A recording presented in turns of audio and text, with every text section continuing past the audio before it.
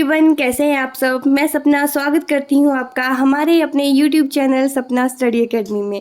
Last video में हमने class 9 का chapter number 5 natural vegetation and wild life start किया हुआ था, जिसमें हमने टाइप्स ऑफ वेजिटेशन को स्टडी किया।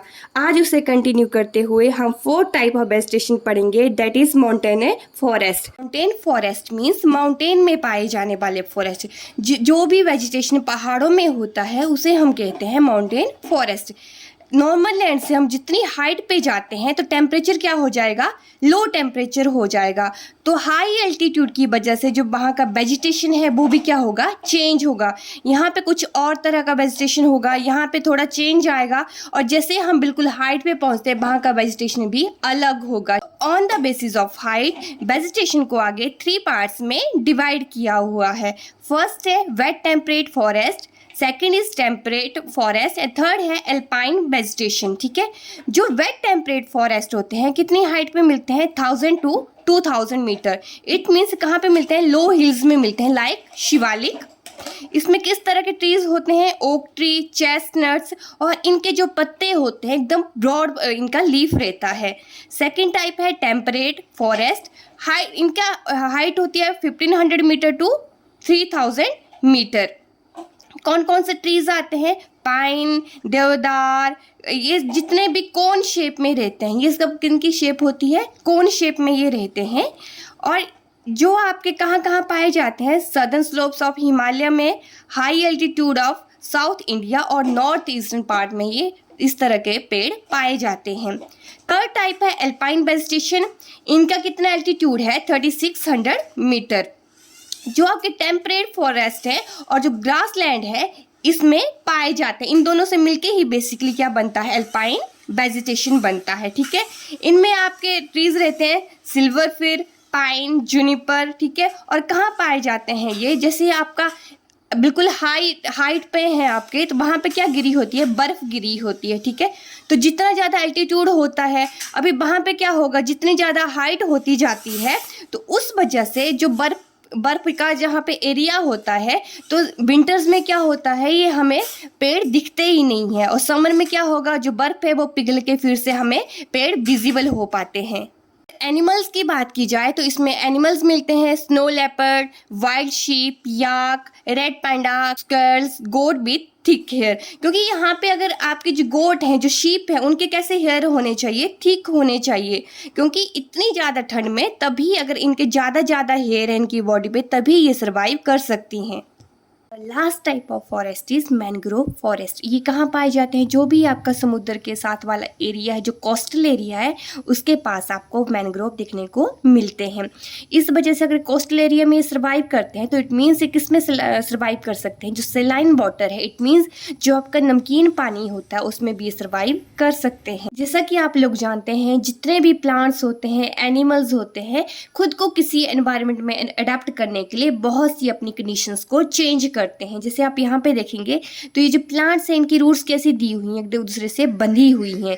इस वजह से जो टाइड्स आती हैं, जो लहरें आती हैं बड़ी बड़ी, वो अपने आप को बचा लेते हैं। ठीक है, और इनके रूट्स क्या होते हैं, सबमर्ज्ड होते हैं। जैसे एक टाइड आती है क्या होगा, ऊपर तक चली जाती है। ठीक है, जैसे ये प्लांट है तो जैसे टाइड आएगी कहाँ तक पानी पहुँच जाता है, यहाँ तक। वापिस टाइड आपकी वापिस से जाती है तो क्या हो जाता है, पानी नीचे आ जाता है। कहाँ कहाँ पाए जाते हैं, डेल्टास में फाउंड किए जाते हैं ये, गंगा, महानदी, कृष्णा, गोदावरी एंड कावेरी। और इनमें ट्रीज कौन कौन से हैं, सुंदरी tree, palm tree and coconut tree. एक और बात है, जो आपने सुंदरबन डेल्टा का नाम सुना हुआ है तो किसके नाम पे पड़ा है, सुंदरी ट्री के। ये थे 5 टाइप ऑफ वेजिटेशंस। जैसा कि हम लोग जानते हैं, हमारी डे टू डे लाइफ एकदम फॉरेस्ट से इन्फ्लुएंस होती है। हमारी ब्रीदिंग से लेके फूड, शेल्टर सब किसके द्वारा प्राप्त होते हैं, फॉरेस्ट के द्वारा। लेकिन हम ऐसे लोग हैं कि इनके ग्रेटफुल होने की जगह हम इन्हें पूरी तरह से डिस्ट्रॉय करने में लगे हुए हैं, जिस वजह से जो हमारा क्लाइमेट है वो भी चेंज हो रहा है। तो हमें इन फॉरेस्ट को कंजर्व करना चाहिए ताकि हम जो हमारी आने वाली जनरेशन है उनके लिए ये फॉरेस्ट प्रोवाइड कर सके। आगे हम पढ़ेंगे वाइल्ड लाइफ के बारे में। तो वाइल्ड लाइफ में हम क्या क्या कंसीडर कर सकते हैं, जैसे एनिमल्स हो गए, बर्ड्स हो गए, आपके रेप्टाइल्स, इट मीन्स कि जो भी आपके रेंगने वाले जैसे स्नेक वगैरह हैं जिन्हें हम रेप्टाइल्स कहते हैं, मैमल्स हो गए, ये सब किस में कंसीडर कर सकते हैं हम वाइल्ड लाइफ में।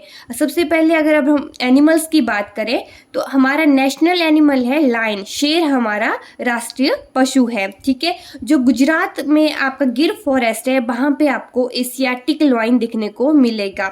इसके साथ ही साथ जो हाथी हैं, जो एलिफेंट है और जो एक सींग वाला जो आपको राइनो होता है वो कहाँ मिलते हैं, हमें असम के फॉरेस्ट में मिलते हैं। और जो yak, wild goats, snow leopard, bear, ये सब हमें मिलेंगे हिमालयन रीजन में। और डेजर्ट में हमें क्या मिलता है, कैमल्स मिलते हैं। वाइल्ड लाइफ में एनिमल्स के अलावा और क्या है, वर्ड्स हैं। तो हमारा नेशनल वर्ड है पिकॉक, जिसे हम मोर कहते हैं।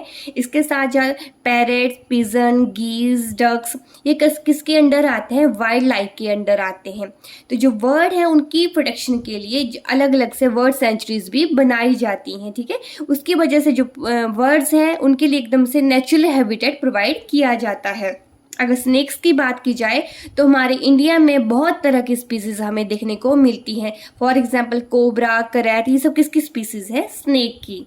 स्टेप्स फॉर प्रोटेक्शन, कि जो वाइल्ड लाइफ है उसकी प्रोटेक्शन के लिए कौन कौन से कदम उठाए गए हैं या फिर हम कौन कौन से कदम उठा सकते हैं।